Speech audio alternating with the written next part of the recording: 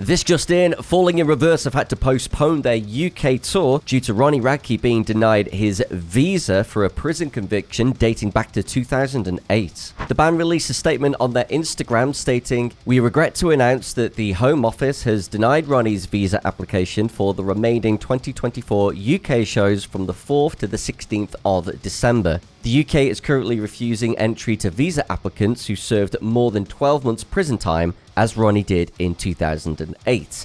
Therefore, we will not be able to come to the UK this month to perform the shows we were greatly looking forward to.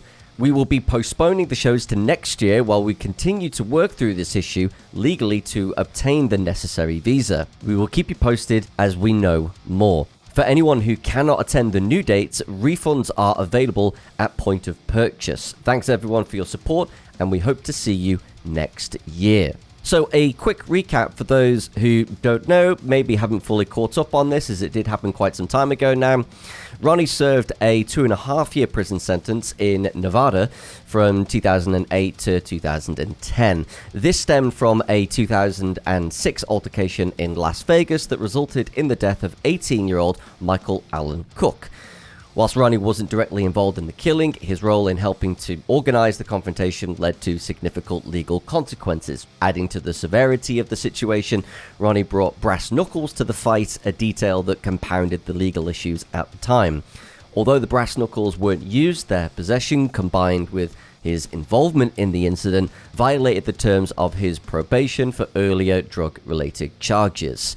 With the conviction and subsequent time served in prison, it's had long-lasting implications, including visa complications for international travel and touring. So this is a really strange one because Ronnie's past conviction is well documented, and I'm sure it's well known to the relevant authorities in the US and of course all around the world and here in the UK too. And you would have thought that a big tour like this, which has sold a lot of tickets, the initial tour dates were booked in 2,000 to 3,000 cap venues. They all sold out and then got upgraded to arenas, anywhere from 15 to 20,000 tickets, and they all sold out. So it was a huge tour that was being lined up. And so you would have thought that a huge tour like that would have had the dotting of the I's and the crossing of the T's. So a very strange one. It kind of feels like one or two things maybe happened where due diligence wasn't done beforehand, making sure that all relevant parts of paperwork were